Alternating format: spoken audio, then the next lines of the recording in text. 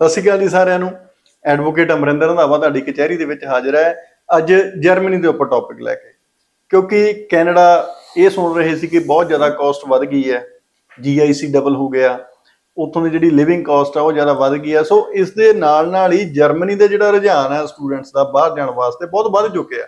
ਸੋ ਆਓ ਅੱਜ ਗੱਲ ਕਰਾਂਗੇ ਆਲੋਕ ਸਰ ਦੇ ਨਾਲ ਕਿ ਜਰਮਨੀ ਦੇ ਵਿੱਚ ਜਾਣ ਦੇ ਸਾਨੂੰ ਕੀ ਫਾਇਦੇ ਨੇ, ਕੀ ਪ੍ਰੋਸੈਸ ਰਹਿੰਦਾ ਹੈ, ਵੀਜ਼ਾ ਆਉਣ ਤੋਂ ਬਾਅਦ ਸਾਡਾ ਨੈਕਸਟ ਸਟੈਪ ਕੀ ਹੋਣਾ ਚਾਹੀਦਾ, ਕਿਹੜੀਆਂ ਯੂਨੀਵਰਸਿਟੀਜ਼ ਵਧੀਆ ਯੂਨੀਵਰਸਿਟੀਜ਼ ਨੇ, ਸਟੱਡੀ ਤੋਂ ਬਾਅਦ ਅਸੀਂ ਕੀ ਕਰ ਸਕਦੇ ਹਾਂ ਤੇ ਜਰਮਨੀ ਦੇ ਵਿੱਚ PR ਕਿੱਦਾਂ ਲੈ ਸਕਦੇ ਹਾਂ। ਸੋ ਸਰ ਤੁਹਾਡਾ ਬਹੁਤ ਬਹੁਤ ਸਵਾਗਤ ਹੈ। Thank you so much. So sir ਜਿੱਦਾਂ ਹੁਣ ਇਨਕੁਆਇਰੀਜ਼ ਬਹੁਤ ਵੱਧ ਰਹੀਆਂ ਨੇ ਜਰਮਨੀ ਸਟੱਡੀ ਵੀਜ਼ਾ ਨੂੰ ਲੈ ਕੇ, ਕਿਹੜੇ ਐਪਲੀਕੈਂਟ ਨੇ ਜਿਹੜੇ ਜਰਮਨੀ ਸਟੱਡੀ ਵੀਜ਼ਾ ਵਾਸਤੇ ਐਲੀਜੀਬਲ ਨੇ, ਜਾਂ ਕਿਹੜੇ ਐਪਲੀਕੈਂਟਸ ਨੇ ਜਿਹੜੇ ਜਰਮਨੀ स्टडी वीजा वास्ते जर्मनी जा सकते हैं?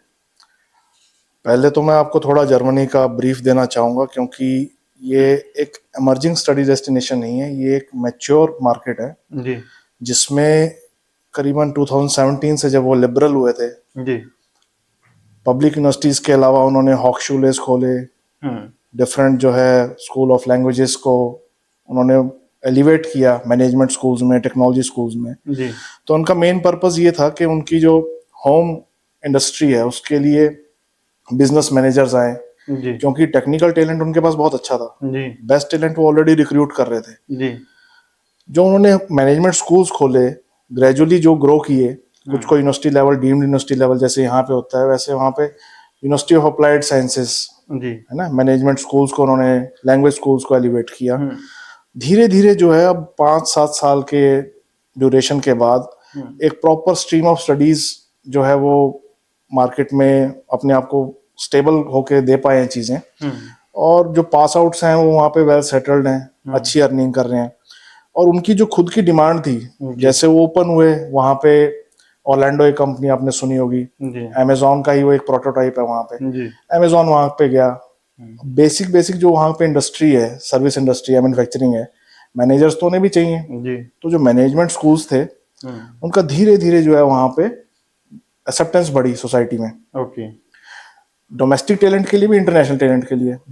अब इंटरनेशनल टैलेंट वो रिक्रूट करते हैं साउथ एशिया से, जिसमें मेजरली जो है इंडिया है। अभी हम इंडिया है या साउथ एशिया में चाइना, पाकिस्तान, ये कंट्रीज भी हैं, बट मेजर कंट्रीब्यूशन जो है इंडिया के थ्रू है उनके ह्यूमन टैलेंट मैनेजमेंट के लिए। अब इसके लिए हमारे पास तो बड़ा पूल है जी। बच्चे यहाँ से ऑस्ट्रेलिया जा रहे थे, कनाडा जा रहे थे, UK जा रहे थे, क्योंकि जर्मनी बहुत ज्यादा लोगों ने प्रोसेस किया नहीं था, अडेप्टिव नहीं थे, अगर इंक्वायरीज आ भी रही थी तो हैंडल नहीं कर पा रहे थे। बिल्कुल सही कहा। मगर जिन्होंने जर्मनी शुरू से समझा, किया, उन्होंने जो है मार्केट में एक स्टेबल रेपुटेशन बनाई, एक जो कंटिन्यूड अर्निंग है, बच्चों की स्टेबिलिटी है, वहां जाके जो बच्चा स्टेबल हो गया करियर में, उसने PR भी ले ली, वो तो एक फीडबैक अच्छा दे रहा ना कंट्री में। बिल्कुल सही कहा। अच्छा, विमेन सेफ्टी की बात आ जाए, अगर मतलब लोग अपनी बेटियों को भेजते हैं किसी कंट्री में पढ़ने के लिए, सेफ्टी कंसर्न रहता है, और मैं कहता हूँ जर्मनी सबसे सेफ कंट्री है स्टूडेंट्स के लिए, इंटरनेशनल स्टूडेंट्स के लिए, क्योंकि वहाँ पे गवर्नमेंट का रेगुलेशन स्ट्रांग है, पॉलिटिकली स्ट्रांग गवर्नेंस है जी। कहीं भी लीनियंट नहीं है वो किसी भी क्राइम को लेके, किसी इंटरनेशनल स्टूडेंट का क्राइम, किसी के प्रति क्राइम हो या किसी विमेन के अगेंस्ट कोई चीज हो, बड़ा स्टेबल एक एटमॉस्फेयर देते हैं। इंडस्ट्रीज वहां आ ही रही हैं, जा नहीं रही वहां से जी। एक अकेला ऐसा कंट्री जहां पे ना खुद का ऑयल रिजर्व है, ना गैस रिजर्व है, जो सर्विसेज और मैन्युफैक्चरिंग के दम पे सस्टेन कर रहे हैं। आज यूरो का रेट जो है 94 रुपीज है। बिल्कुल सही गलत। कितनी कॉन्टिन्यूस ग्रोथ है उनकी, मतलब 1990 के बाद से एलिवेशन ही है उनका, और एक मैच्योर मार्केट है। अब आते हैं बात हम, जैसे नॉर्मली कैंडिडेट्स का जो IELTS का, PT का एक हब बना हुआ है हरियाणा पंजाब, जहाँ पे एस्पायरेंट्स बहुत हैं फॉरेन जाने के लिए। यूजुअली क्या ट्रेंड था कि ऑस्ट्रेलिया, कनाडा, इनके स्ट्रिक्ट होने ना स्ट्रिक्ट होने से भी, अगर आप वैसे भी देखो तो जर्मनी एक स्टेबल और एक मैच्योर मार्केट था। उस दौरान भी जो लोग कर रहे थे उन्हें पता था कि ये जो है स्टूडेंट को एक सपोर्ट देगा, अच्छी ग्रोथ देगा, स्टेबिलिटी देगा, और उसको एक करियर देगा। और ऐसा नहीं है कि आपने कोई देखा हो भी बच्चा वहां जर्मनी पढ़ने गया, उसको काम नहीं मिला, या उसको जॉब नहीं लगी, या उसको जॉब सीकर वीजा नहीं मिला, PR नहीं मिली, वो वापस आ गया। ऐसा आप कहीं आपको फीडबैक ऐसा नहीं मिलेगा। बिल्कुल, कदे भी नहीं सुनी सर ये चीज। सब सेटल हुए हैं वहाँ पे, फैमिलीज को बुलाया ग्रेजुअली, मतलब यहाँ तक कि उनको अपॉर्चुनिटीज थी अदर कंट्रीज में जाने की वहाँ पीआर लेने के बाद, बट उन्होंने वहाँ पे एक अपना होमलैंड, होम टर्फ बनाया उसको सेकंड होम। ओके, मतलब जे एप्लीकेंट पीआर हो गया जर्मनी हाँ ਦੇ जी, ਵਿੱਚ ਕੀ ਉਹ ਸਾਰੀ ਫੈਮਿਲੀ ਉੱਥੇ बुला सकता है? डिपेंडेंट्स को तो बुलाते ही है हर आदमी, बिल्कुल सर। उसके लिए कोई वहाँ पे ये भी नहीं है रोक के सर आपने। ਇਹ ਵੀ ਇੱਕ ਬਹੁਤ ਵੱਡਾ ਕੁਐਸਚਨ ਸੀਗਾ ਕਿ ਜਰਮਨੀ ਸਪਾਊਸ ਵੀਜ਼ਾ नहीं ਦਿੰਦਾ। सर ये एक ना बेसिक मिथ है। जी। अब जैसे अभी मैं स्टडी पे ही आता हूँ, पहले एपीएस एक प्रोसीजर इन्होंने स्टार्ट किया, जी। इसको मिथ बना लिया। बिल्कुल सर। इंक्वायरी आपके पास कोई आई, स्टडी वीजा एस्पायरेंट है, एपीएस में 3 महीने लग जाएंगे, एपीएस में 4 महीने लग जाएंगे, ऐसी कोई कहानी बना के बोल देना, डिमोटिवेट हो गया बच्चा। वो कहता चलो फिर, अब सबको जल्दी भी होती है, भाई मैं अभी +2 पास आउट हो गया हूँ, टाइमली मेरा एकेडमिक ईयर ना खराब हो, कंटिन्यूटी में स्टडीज रहें और मैं मूव आउट कर जाऊं। इस दौरान अगर आप एपीएस लेवल पे डिमोटिवेट कर दोगे, जबकि एपीएस एक बेसिक एकेडमिक इवैल्यूएशन प्रोसीजर है, आपने फॉर्म भरा, डॉक्यूमेंट्स पोस्ट किए, फीस भरी ऑनलाइन, आपके जो है 2 जगह ईमेल जानी है, अगर आपने डिजी लॉकर के यूजर नेम पासवर्ड शेयर कर दिए 2 हफ्ते में आपके पास एपीएस है। ओके। मतलब हमारे कोई भी कैंडिडेट्स जो रिसेंट पास्ट में, हम 2 साल से, नवंबर 2022 में एपीएस के लिए उन्होंने कह दिया था, अभी जो है स्ट्रिक्टली उन्होंने, भाई एपीएस के बिना अपॉइंटमेंट ही नहीं है, एप्लीकेशन नहीं सबमिट होगी। अब भी जो है कभी 1 महीने से ऊपर नहीं लगा। Very rare scenarios. ਜਿਹੜਾ ਇਹ ਏਪੀਐਸ ਸਿਸਟਮ ਹੈ, ਜਿਵੇਂ ਆਪਾਂ ਸਿੰਪਲ ਵਰਡਸ ਦੇ ਵਿੱਚ ਇਹਨੂੰ ਕਹਿ ਦਈਏ कि ਇਹ डॉक्यूमेंट्स की वेरिफिकेशन होती है ਇਹਦੇ ਵਿੱਚ। ये एक एकेडमिक इवैल्यूएशन सिस्टम है जो पहले से था, चाइना के लिए तो काफी पहले से था। जी। जब उन्होंने इंडिया को इसमें लिया, इसलिए लिया कि एक एकेडमिक बैकग्राउंड है किसी की। अब जर्मनी में जो है पाथवेज भी हैं, बैचलर लेवल्स के भी, जैसे अदर कंट्री यूके के लिए नारिक है, हर कंट्री का एक मैकेनिज्म है।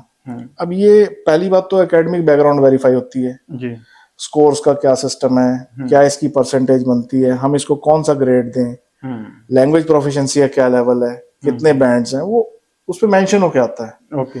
ऑथेंटिक वेरिफिकेशन है कि भाई ये एकेडमिक बैकग्राउंड इसका वेरीफाई कर लिया है, इसके डॉक्यूमेंट्स जेन्युइन है। ओके। उसके टीचर्स के पास ईमेल जा सकता है, कॉल पे बात कर सकते हैं, उनका खुद का सिस्टम है। आपने डॉक्यूमेंट्स पोस्ट कर दिए, अपने एकेडमिक इंस्टीट्यूट्स की डिटेल दे दी, कॉन्टैक्ट डिटेल्स दे दी, अपना डिजी लॉकर दे दिया, अपने लेवल पे वेरीफाई कर लेते हैं। कोई प्रॉब्लम आती है आपको फोन करते हैं, आपको ईमेल करते हैं, आपको अपनी ग्राउंड जस्टिफाई करने का मौका देते हैं। फिर भी आप ये समझो कि एक हिंड्रेंस है, मैं कहता हूँ आपका प्रोसेस स्मूथ हो गया। जैसे ही एपीएस आता है, अपनी अपॉइंटमेंट को आप वेट लिस्ट करो, मीनवाइल एडमिशन प्रोसेस अपना स्टार्ट रखो, साथ के साथ आपकी फाइल सबमिट हो जाती है। ये तो फास्ट करने का तरीका है जी। ਸਰ ਹੁਣ ਇੱਕ ਹੋਰ ਵੀ ਕੁਐਸਚਨ ਆਉਂਦਾ ਸੀਗਾ, ਕਾਫੀ ਸਾਡੇ ਕੋਲ ਜਿਹੜੇ ਸਟੂਡੈਂਟ ਆਉਂਦੇ ਨੇ ਉਹ ਇਹ ਚੀਜ਼ ਕਹਿੰਦੇ ਜੀ ਪਹਿਲਾਂ ਆਫਰ ਲੈਟਰ ਚਾਹੀਦੀ ਆ, ਫਿਰ ਅਸੀਂ ਏਪੀਐਸ ਅਪਲਾਈ ਕਰਾਂਗੇ, ਫਿਰ ਉਸ ਤੋਂ ਬਾਅਦ ਉਹਨਾਂ ਨੂੰ ਸਮਝਾਉਣੇ ਵੀ ਆ ਵੀ ਤੁਸੀਂ ਨਾਲ ਦੀ ਨਾਲ ਆਪਣਾ ਏਪੀਐਸ ਅਪਲਾਈ ਕਰ ਲਓ, ਉਹ ਕਹਿੰਦੇ ਜੀ ਬਿਨਾਂ ਆਫਰ ਲੈਟਰ ਤੋਂ ਏਪੀਐਸ अप्लाई कितना हो सकता है? सर ऑफर लेटर एक यूनिवर्सिटी का प्रोसीजर है जी। अब आप मेरे पास आए एडमिशन के लिए, मैंने आपकी जो है एकेडमिक डॉक्यूमेंट्स को यूनिवर्सिटी के पोर्टल पे या यूनिवर्सिटी के ऑफिशियल्स को, एडमिशन टीम को मेल कर दिया जी कि ऑफर के लिए कंसिडर किया जाए। ऑफर वहां से जनरेट हो जाएगा, बस उस ऑफर पे लिखा आएगा ये कंडीशनल ऑफर है जी, जब तक बच्चा एपीएस नहीं प्रोवाइड करता। बच्चा फीस भी सबमिट कर सकता है अपनी जी, ऑफर लेटर को मेंटेन कर सकता है जी। इसी दौरान जो है ये साइड बाय साइड होना चाहिए काम। ओके। आज मैं आपके पास आया हूँ, आज ही आप मेरा एपीएस अप्लाई करो, आज ही मैं यूनिवर्सिटी में अप्लाई कर दो। ओके। एज सुन एज मैं एपीएस रिसीव करूंगा, मैं यूनिवर्सिटी को मेल करूंगा ये मेरा एपीएस है और मेरा अनकंडीशनल जो है लेटर ऑफ एडमिशन आप रिलीज करो, क्योंकि वो ये कंडीशन पेंडिंग रह जाती है। ये एक प्रीरिक्विजिट है, इसको फुलफिल करना बहुत जरूरी है जी। इसी से प्रोसेस स्ट्रीमलाइन होएगा। एडमिशन हो गया, एपीएस आ गया, नेक्स्ट स्टेप आपका आता है ब्लॉक अकाउंट जी। अभी तक वो 11,204 इतना नॉर्मली रखा हुआ था उन्होंने लिमिट, अब जो है 11,904 के आसपास है जी। 11,322 पहले था, अब 11,904 है। थोड़ा बफर अमाउंट भी रखते हैं जी सर, क्योंकि उनके चार्जेस हैं बैंकिंग के ना, 4 यूरो 5 यूरो पर मंथ ऐसा वो डिडक्ट करते हैं। ओके। तो बफर अमाउंट उसको कवर कर देता है जी। ऑन द होल जो है आप एक 12,000 यूरो का ब्लॉक अकाउंट मेंटेन करो, उसमें बफर अमाउंट भी है। बेसिक आपका जो 11,904 वो 992 यूरोस पर मंथ एक लिविंग कॉस्ट उन्होंने कैलकुलेट करी है। उसके हिसाब से जो है आप 1 साल का ब्लॉक अकाउंट कराओ, अपनी 1 सेमेस्टर की फीस करो, फाइल डिपॉजिट करो। ना यहाँ कोई मेडिकल का प्रेशर है कि मेडिकल की अपॉइंटमेंट्स नहीं मिल रही हैं, कुछ और है। इतना स्ट्रीमलाइन प्रोसेस है। यूजुअली इनटेक जैसे अब आपका जनवरी इनटेक है, जनवरी फरवरी मार्च ये ओवरलैपिंग इनटेक्स हैं। 1 महीने का डेफरमेंट के बाद फरवरी में चले जाओ, मतलब रोलिंग इंडेक्स चलते रहते जर्मनी। हाँ जी हाँ जी, बेसिक सी चीज है। अब हम इस जनवरी इनटेक कह रहे हैं, 15 जनवरी से स्टार्ट है, 15 से 30 तक उसमें आपका आ गया इंडक्शन। इंडक्शन का क्लासेस स्टार्ट हो रही हैं 10 फरवरी से। लेट अराइवल आपको जो है 1 महीने का इजीली मिल जाता है। तो जनवरी इनटेक ही आपका मार्च में स्टार्ट हो रहा है। ये रोलिंग इनटेक नहीं है, ये आपको एक स्कोप स्पैन एरिया आपका बढ़ा हुआ है इनटेक में, है ना। आप स्टडी शुरू कर सकते हो। बहुत सारे बच्चे जो है यहाँ एनरोल हो जाते हैं ऑनलाइन, वहां जाके कंटिन्यू कर लेते हैं। वहाँ ये भी प्रेशर नहीं कि आपने ऑनलाइन एनरोल कर लिया, आप फीस जमा कराओ और में नहीं, क्योंकि 1 सेमेस्टर के तो आप ऑलरेडी पेड ही हो, है ना। वेरी रेयर सिनेरियोज में जो है एम्बेसी जब ये देखता है कि ये जेन्युइन स्टूडेंट नहीं लग रहा हमें, उसको मेल कर देते हैं कि पूरे साल की फीस जमा कराओ, या कैसे कराओगे वो बताओ। जहां ऐसा लगता है कि डाइसी सा केस है, एम्बेसी खुद कह देता है। इन दैट केस तो वैसे ही कोई बात नहीं है। मतलब ये है कि ਤੁਹਾਨੂੰ ਪਹਿਲਾਂ ਦੱਸਣਗੇ, फिर उस तो बाद ਤੁਹਾਨੂੰ ਆਪਦਾ डिसीजन देंगे, वो आपको मौका देंगे। ठीक है जी। यूजुअली अभी रिसेंट पास्ट में हमने जो है फर्स्ट सेमेस्टर की फीस के साथ ही एप्लीकेशंस करी हैं जी। बट जो थोड़ा सा जस्टिफाई नहीं कर पाया, कोई एक बाय चांस कोई केस ऐसा है जिसमें एम्बेसी से मेल आ गई कि भाई तुम अपनी फाइनेंशियल कैपेबिलिटीज बताओ, अदर देन ब्लॉक अकाउंट तो लिविंग कॉस्ट है जी। फीस तुमने पूरी भरनी रखी है। चेकलिस्ट तो ये कहती है साल की फीस भरो, जैसे ऑस्ट्रेलिया में है, कनाडा में पूरे साल की फीस है। यहाँ ऐसा कंपल्शन नहीं है, but in some cases embassy mail कर देता है।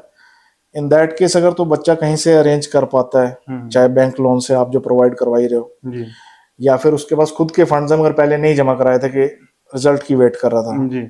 जब इस तरह की मेल आ जाती है तो एम्बेसी वीजा देना चाह रहा है, आप कंडीशन फुलफिल कर दो और अपना डिसीजन ले लो, या फिर आप कैपेबिलिटी बता दो, भाई मेरे को ऐसे ऐसे जो है लोन मिल गया बैंक से और जैसे ही मेरा वीजा ग्रांट होगा बैंक डिसबर्स कर देगा। इन रेयर सिनारियोज है कि सबसे नहीं पूरे साल की फीस मांग जी जी। 1 सेमेस्टर 1 ब्लॉक अकाउंट, आप समझो अगर 5500 से 6000 यूरो आपकी 1 सेमेस्टर की फीस है एट दी मैक्स, इसमें रजिस्ट्रेशन भी मिला रहा हूँ 600-700 यूरो का, और 12,000 का आपका जो है ब्लॉक है। करीबन करीबन ये आपका 16-16.5 के आसपास बजट में, बड़ा बजट फ्रेंडली है। अगर आप यूरो की फ्लक्चुएशन भी देख लो, आप 100 का ही लगा लो, चलो है ना, 12 और 6 18 ही टच होएगा मैक्सिमम, इसमें से 12 वापस आना। अभी 100 का रेट अगले 2 साल नहीं आने वाला जी जी, अभी ग्रोथ करी इसने 6 यूरो की, बिल्कुल 6 रुपीज के।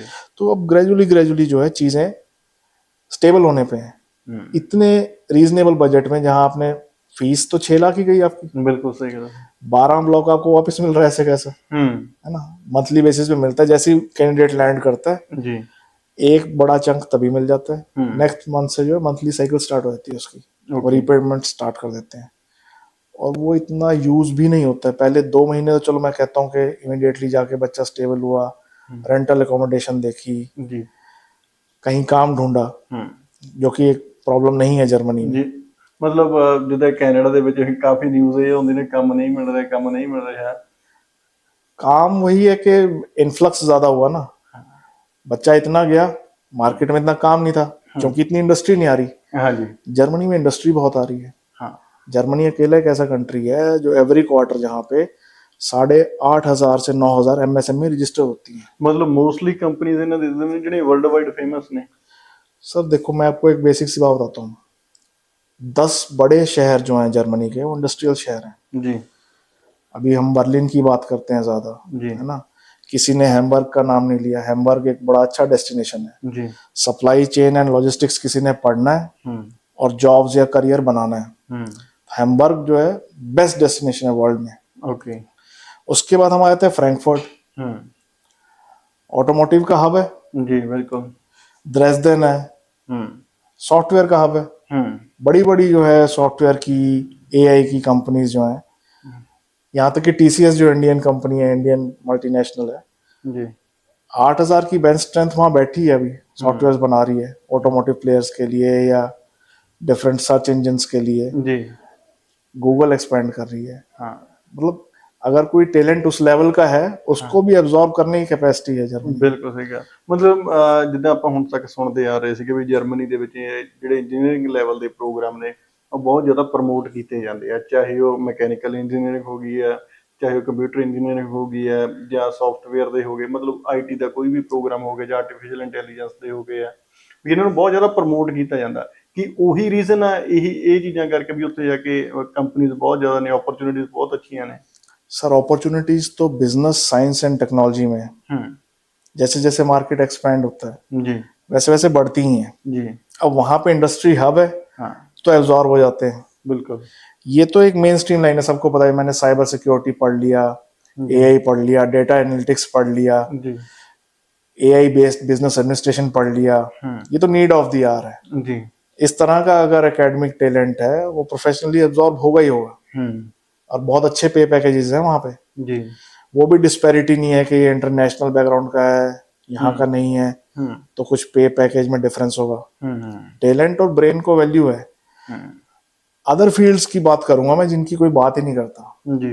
फैशन की कोई बात नहीं करता, बहुत बड़ी इंडस्ट्री है ना। Fashion management, fashion technology, fashion design, design का ही एक और फील्ड है जिसे आप कहो मीडिया डिजाइन, बड़ा उभर के आ रहा है जी। जिसमें जर्नलिज्म है, कल्चर स्टडीज हैं, लैंग्वेजेस हैं, म्यूजिक है, डांस है। अभी मैं रिसेंटली आपको बता रहा था जी। एक डांस कोरियोग्राफर है अम्बाला में, जिनका प्रोफाइल आया था हमारे पास। एकेडमिकली इतना स्ट्रांग नहीं था वो, मैंने बताया जी। आयल्स में 6 बैंड थे। अब उनको वीजा है, डिजाइन मैनेजमेंट और डिजिटल लीडरशिप, इस तरह के कॉम्बिनेशन कोर्सेज हैं डिजाइन इंस्टीट्यूट्स में जो कि बहुत फ्लरिश कर रहे हैं। इनमें अपॉर्चुनिटीज भी हैं। अगर कोई ऐसा प्रोफाइल है जो कि म्यूजिक में, डांस में, फैशन में, फिल्म डिजाइनिंग में, एक्टिंग में, कोरियोग्राफी में, यहाँ तक कि अगर मैं उसको टेक्नोलॉजी बैंड से जोड़ूं, VFX है, UI डिजाइन है।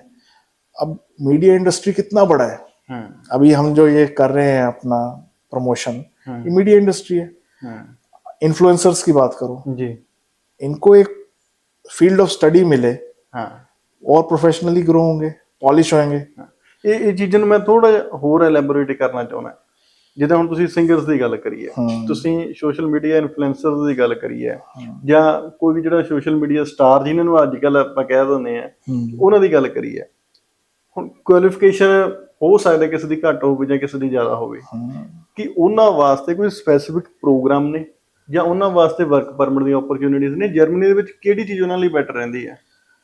देखो सर, एक तो प्रोफाउंड फील्ड ऑफ स्टडी है कि भैया आपने कोई एक बेसिक आपने स्टडीज कर रखी है जी, और आपने किसी और फील्ड में स्विच किया, जैसे मीडिया डिजाइन आर्ट में आप आए हो जी। अब जैसे हमारे यहाँ फाइन आर्ट्स किसी ने लिए जी, तो मीडिया डिजाइन के लिए बहुत अच्छा प्रोफाइल है।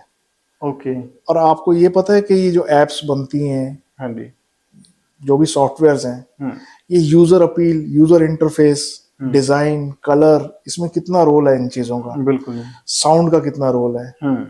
अब सिंगर्स हैं, म्यूजिक मैनेजमेंट के कोर्सेज इतने मतलब पॉपुलर है जर्मनी में। इंटरनेशनल स्टडीज खासतौर यूरोप में जहाँ एरास्मस होता है, आप 6 सेमेस्टर किसी और कंट्री में पढ़ रहे हो, 6 सेमेस्टर, इसमें कल्चर, मीडिया, डिजाइन के सबसे ज्यादा कैंडिडेट्स होते हैं। ਤੁਸੀਂ ਸਿੰਗਰਸ ਕਿਹਨਾਂ ਨੂੰ ਕੰਸੀਡਰ ਕਰਦੇ ਹੋ, ਜਿਨ੍ਹਾਂ ਦੇ ਆਲਰੇਡੀ ਟਰੈਕ ਆਏ ਨੇ, ਜਾਂ ਜਿਹੜੇ ਸਿਰਫ YouTube ਦੇ ਉੱਤੇ ਹੀ ਆਪਣਾ ਕੋਈ ਨਾ ਕੋਈ ਆਡੀਓਜ਼ ਪਾ ਰਹੇ ਆ, ਜਾਂ ਹੁਣ ਕਾਫੀ ਸੋਸ਼ਲ ਮੀਡੀਆ ਦੇ ਉੱਤੇ ਪਾ ਦਿੰਦੇ ਆਪਣਾ ਕੋਈ ਗਾਣਾ ਗਾ ਕੇ ਹੈ ਉਹ ਆਪਦੇ ਸੋਸ਼ਲ ਮੀਡੀਆ ਉੱਤੇ ਅਪਲੋਡ ਕਰ ਰਹੇ ਆ, ਕਿਹਨਾਂ ਨੂੰ ਆਪਾਂ ਕੰਸੀਡਰ ਕਰ ਸਕਦੇ ਹਾਂ ਐਜ਼ ਅ ਸਿੰਗਰ? सर एक तो हो गया टैलेंट। जी, टैलेंट का उसका पोर्टफोलियो है। मैं एक मीडिया प्रोफेशनल हूँ, मेरा एक YouTube चैनल है, मेरा एक इंस्टा चैनल है, मेरे फॉलोअर्स हैं और मैं एक क्वालिटी काम कर रहा हूँ। ओके। वो तो मेरा पार्ट ऑफ पोर्टफोलियो हो गया। जी, मैं अपने रिज्यूम में उसे ऐड करूंगा कि ये लिंक है मेरा, ये मेरा इंस्टा बटन है। जी, ये तो हो गया टैलेंट पार्ट। एकेडमिक पार्ट मेरा क्या कहता है, अगर मैं एकेडमिकली वीक भी हूँ बट मैंने बेसिक एजुकेशन कर रखी है, लैंग्वेज स्किल्स मेरे 5.5 हैं, जी बहुत ज़्यादा मैं कोई 6 नहीं क्रॉस कर रहा, 7 नहीं टच कर रहा, जो कि एक इम्पॉसिबल चीज़ नहीं है, बिल्कुल। बट रिक्वायरमेंट्स आपके लिए लीनियंट हैं, क्योंकि आप किसी फील्ड में एस्टेब्लिश्ड हो, आप कुछ कर रहे हो। से जैसे डिज़ाइनर्स हैं कुछ, जी फैशन मैनेजमेंट वाले लोग हैं जो कि इंस्टा से ही बिजनेस निकाल रहे हैं अपना, बिल्कुल सही गल। ठीक है, वो एक एस्टेब्लिश्ड प्रोफाइल है। ਜਿਹੜਾ ਇਹ ਪ੍ਰੋਫਾਈਲ ਹੈ ਉਹਨਾਂ ਦੀ ਕਿੰਨਾ ਟਾਈਮ ਪੁਰਾਣੀ ਹੋਣੀ ਚਾਹੀਦੀ ਹੈ? ਜਿੱਦਾਂ ਹੁਣ ਜਿਹੜੇ ਆਪਣੇ ਮੰਨ ਲਓ ਕਰੀ ਵੀ ਕੋਈ ਡਿਜ਼ਾਈਨਰ ਹੈ ਜਾਂ ਕੋਈ ਚਲੋ ਕੋਈ ਵੀ ਆਪਾਂ ਪੋਰਟਫੋਲੀਓ ਮੰਨ ਕੇ ਚੱਲਦੇ ਆ, ਕਿੰਨੇ ਟਾਈਮ ਦਾ ਉਹਨਾਂ ਦਾ ਪੋर्टफोलियो चाहिए ਆਪਾਂ ਨੂੰ? सर देखो, जैसे हम एक टैलेंट को डिफाइन करते हैं, जी अब टैलेंट अपना एक स्पैन है पूरा। हो सकता है मैं +2 में हूँ तो मैंने भगत सिंह का स्केच बहुत अच्छा बनाया हो, जी है ना, ग्रेजुअली मैंने ग्रो किया, मैं स्केच आर्टिस्ट बना या मैंने स्कल्पचर बनाना सीखा। मैं बहुत प्रोफिशिएंट नहीं हूँ, मैंने किसी स्किल्ड स्कूल से नहीं सीखा, बट मेरे पास टैलेंट है। ओके अब मैं अगर एकेडमिक इवेल्युएटर हूँ या आपका पोर्टफोलियो मैं देख रहा हूँ, तो मैं अपने पैरामीटर से सीखूंगा कि इसमें टैलेंट है और इसको नर्चर किया जा सकता है। ओके तो उसके लिए एक स्पेशल एकेडमिक टीम है यूनिवर्सिटी में, हम प्रोफाइल भेजते हैं, पोर्टफोलियो भेजते हैं साथ में। कई बार ऐसा होता है कि पोर्टफोलियो इतना प्रॉमिसिंग नहीं होता, बट जब इंटरेक्ट करता है एकेडमिक इवेल्युएटर कैंडिडेट से तो देखता है कि ही इज प्रॉमिसिंग, तो उसमें उसको कंसिडर किया जाता है। ओके इसमें ऐसा नहीं है कि आपको जरूरी नहीं है कि भाई आप फिल्म स्कूल से पास आउट हो तो आपको फिल्म का टैलेंट है आप में। जी बहुत सारे ऐसे इंडस्ट्री में लोग हैं जिन्होंने फिल्म का बैकग्राउंड नहीं था, जी और ग्रेजुअली वो एस्टेब्लिश हुए, और करने से भी सीखता है आदमी। ये सिचुएशन है। ਜਿਹੜੇ ਹੁਣ ਮਾਡਲਸ ਨੇ ਕੋਈ ਗਾਣਿਆਂ ਦੇ ਵਿੱਚ ਆ ਗਏ ਆ, ਕੋਈ ਸੋਸ਼ਲ ਮੀਡੀਆ ਉੱਤੇ ਆਪਣੀ ਮਾਡਲਿੰਗਸ ਦੀ ਵੀਡੀਓਜ਼ ਪਾਉਂਦੇ ਆ, ਕਿ ਉਹਨਾਂ ਵਾਸਤੇ ਵੀ ਕੋਈ ਸਪੈਸੀਫਿਕ ਪ੍ਰੋਗਰਾਮ ਹੈਗੇ ਜਰਮਨੀ ਦੇ ਵਿੱਚ? स्पेसिफिकली मॉडल्स के लिए तो नहीं है, जी मगर अब मॉडल का नेक्स्ट लेवल क्या होता है, मॉडलिंग एक आप डिस्प्ले कर रहे हो, जी नेक्स्ट हर मॉडल की चाह होती है फिल्म इंडस्ट्री में आना, बिल्कुल जी है ना, वो एक प्रोग्रेशन है, करियर प्रोग्रेशन है यूजुअली। जी तो उसके लिए फिल्म के कोर्सेज हैं, एक्टिंग के कोर्सेज हैं, फिल्म डिजाइनिंग के कोर्सेज हैं। एक्टिंग अपने आप में एक बड़ा इवॉल्विंग फील्ड है, जी कॉम्पिटिटिव तो है ही है, बट आप देखो कितने ओटीटी आ गए, हर फोन में 3-3 4-4 ओटीटी हैं, घर में आप अपना मीडिया डिवाइस ओपन करते हो, आपके पास 10 ओटीटी हैं। उन प्लेटफॉर्म्स पे जो कंटेंट आ रहा है, रियल टाइम कंटेंट, उसने तो इंडस्ट्री को कंपटीशन दे दिया। इंडिया तो बहुत बड़ा हब है इस चीज के लिए। बिल्कुल बिल्कुल। और यहाँ पे अगर इनको मतलब एक प्रोफिशिएंट लाइन नहीं मिल रही, कोई स्टडी का मैकेनिज्म नहीं मिल रहा, या कोई ट्रेनिंग का ऐसा प्रॉपर नहीं मिल रहा, तो उनके लिए बहुत अच्छा डेस्टिनेशन है जर्मनी। ओके और यूरोपियन मार्केट भी खुलती है आपके लिए। हाँ बिल्कुल सही गल है। और जो इस फील्ड के लोग होते हैं ना, वो यूजुअली लैंग्वेजेस में टैलेंटेड होते हैं, जल्दी लैंग्वेज सीखते हैं।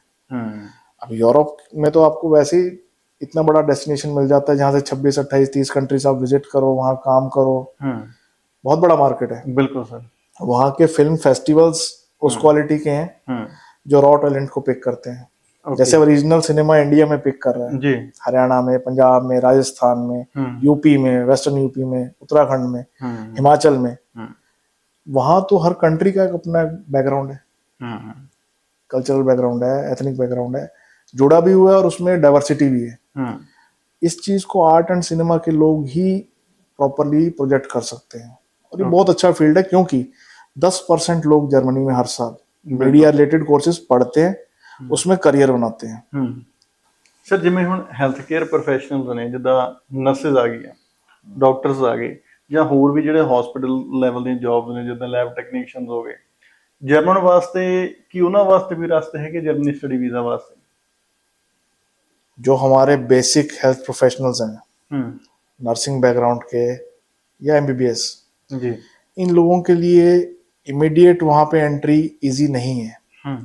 इनको किसी इंग्लिश टॉट प्रोग्राम में, इंटरनेशनल हेल्थ मैनेजमेंट के प्रोग्राम में, या फिर हेल्थ मैनेजमेंट या हॉस्पिटल एडमिनिस्ट्रेशन, इस फील्ड ऑफ स्टडी में स्विच करना पड़ेगा अपना करियर। अगर डायरेक्ट मेडिकल प्रैक्टिशनर बनना चाहते हैं ये, तो इनको सी लेवल जर्मन चाहिए, और उसके बाद एक बोर्ड है प्रॉपर जो आपका इंटरव्यू लेता है मेडिकल जर्मन का, उसके बाद आपको सर्टिफिकेशन है, फिर आपको प्रैक्टिस की परमिशन है। तो मतलब A1 level, A2 level, B1 level, B2 level and C level. हाँ, सी जो है मोस्ट एडवांस लेवल है। ओके उसमें भी medical German all together different है, ओके क्योंकि मेडिकल टर्म्स तो यहाँ इंग्लिश में भी अगर आपको बताने लगे जी तो 6 से 8 साल का प्रोजेक्ट है।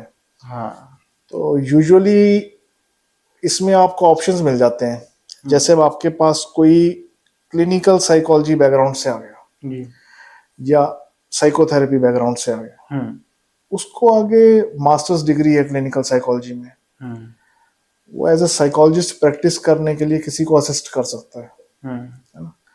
क्योंकि जर्मनी में 7-8 जो ऐसे जोन है जो प्योरली कॉस्मोपॉलिटन बन गए हैं। जी अब वहाँ पे ग्लोबल लैंग्वेज इंग्लिश है। हम्म यूजुअली एडवाइजेबल ये है कि आप किसी फॉरेन कंट्री में हो, वहाँ की लैंग्वेज, वहाँ का कल्चर सीखो, जी आपकी अडेप्टिवनेस, आपकी सर्वाइवेबिलिटी बढ़ेगी। हम्म जब आप अडेप्ट कर रहे हो, लैंग्वेज सीख रहे हो, तो एक करियर पाथ बनता है आपका। जी एज अ मेडिकल प्रोफेशन अगर आप स्टार्ट करना चाहते हो तो मैं नहीं एडवाइस करता। ओके उसके लिए मैं आपको एडवाइस करूँगा कि आप हेल्थ में, मेंटल हेल्थ पे काम कीजिए। जी उसमें आपको साइकोलॉजी में बहुत सारी अपॉर्चुनिटीज मिलेंगी। हम्म और मेंटल हेल्थ एक इमर्जिंग फील्ड है। हम्म पोस्ट कोविड जो है, मेंटल इलनेस का लेवल या मेंटल स्टेबिलिटी का लेवल जो है वो डिसरप्ट हुआ है। जी सबने एक टाइम देखा है और उसकी डिमांड है।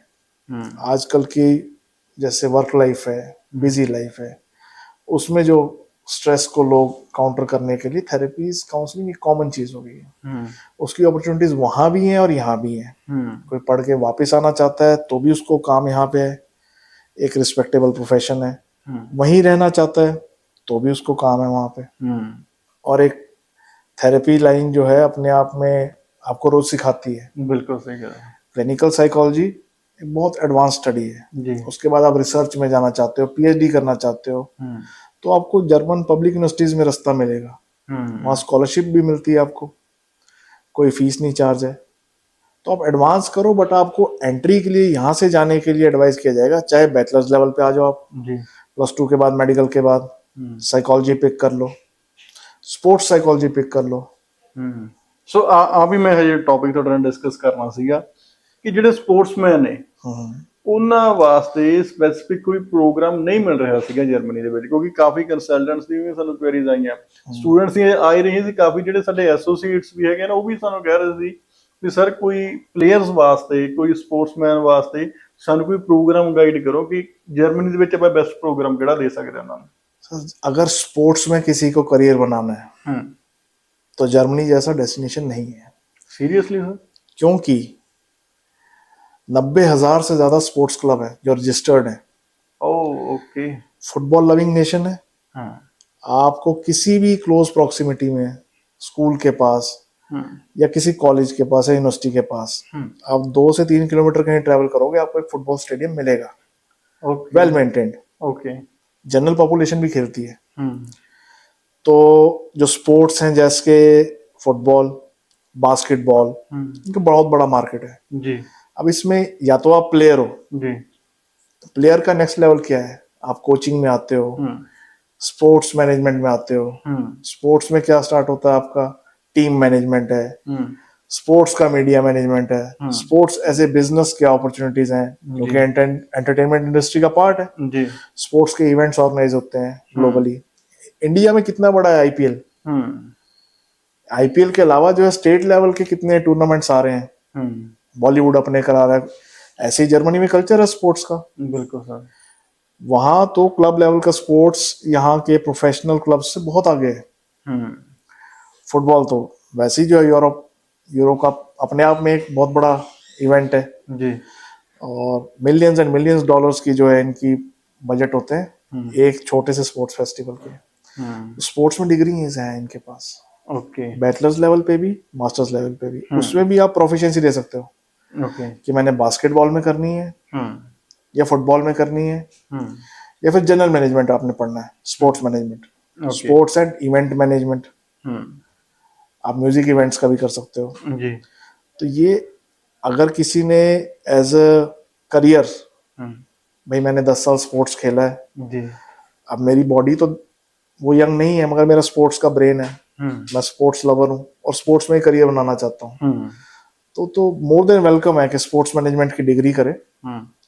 उसकी अपॉर्चुनिटीज हमेशा, अभी देख लो, अभी ओलंपिक्स हुआ, पैरा ओलंपिक्स हुआ, एक एक बंदे के साथ कितना सपोर्ट स्टाफ होता है, एक एक गेम कितनी बड़ी एक मार्केट अपने साथ कैरी करता है ना, एक पूरा हब है और सब जुड़े हुए हैं एक दूसरे से। ओलंपिक्स हुए, पैरा ओलंपिक्स हुए, अदर स्पोर्ट्स हैं, तो ये तो नेवर एंडिंग फिनोमिना है। जहां भी इकोनॉमी या पॉलिटिकली स्ट्रांग कंट्रीज हैं, वहां पे स्पोर्ट्स, कल्चर, इन चीजों के लिए अपने आप मार्केट ग्रो होता है। और यूरोप तो उसके लिए हब है, आपको पता ही है। बिल्कुल बिल्कुल। अभी पेरिस से बड़ा एग्जांपल क्या है? जी।